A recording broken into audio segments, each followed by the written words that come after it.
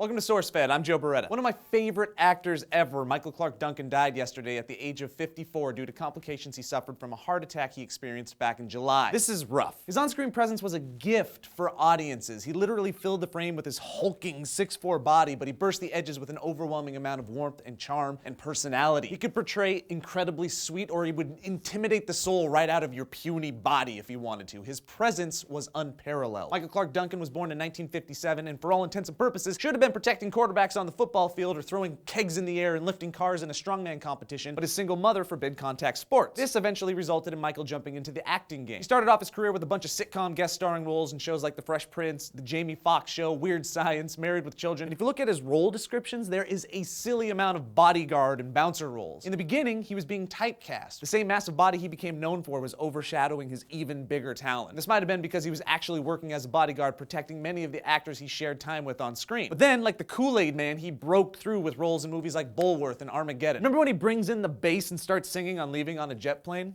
So good. Later on, he received an Oscar nomination for his 1999 portrayal of John Coffey in Frank Darabont's The Green Mile. Easily one of my favorite movies. You guys, this movie boasted Tom Hanks and Sam Rockwell, and it was Michael Clarke Duncan that stole the show. I will cry thinking about it. He was amazing. Tom Hanks said he was magic. He was a big love of man, and his passing leaves us stunned. He went on to act in films like Planet of the Apes, The Island, Daredevil, Talladega Nights, Sin City, and he had numerous other TV and movie appearances. But what you may not know is that he earned a lot of his work through his voice. His deep booming pipes were perfect for cartoons, movies, and video games. Check it. Kung Fu Panda, Brother Bear, God of War 2, Saints Row, SOCOM 2, US Navy SEALs, Family Guy, Cats and Dogs, Spider-Man, Green Lantern, Teen Titans, so much stuff! He lived in the worlds that we indulge in. Even recently, he connected to the YouTube world by voicing the Marshmallow King in the Annoying Orange TV show. Awesome. His passing is going to leave a massive hole in the entertainment world. Cedric the Entertainer tweeted, "Saddened to hear the news about Michael Clarke Duncan, a true, genuine, and gentle giant. You will be missed. God bless, RIP, #good dude." And Frank Darabont, director of The Green Mile, had this to say, "I'm devastated at the loss of Michael Clarke Duncan, one of the finest people I've ever had the privilege to work with or know. Michael was the gentlest of souls, an exemplar of decency, integrity, and kindness. The sadness I feel is inexpressible. Personally, I'd just like to thank Michael Clarke Duncan for sharing his talents with the world. You were a joy to watch and you made acting look fun. Made it look like it was a world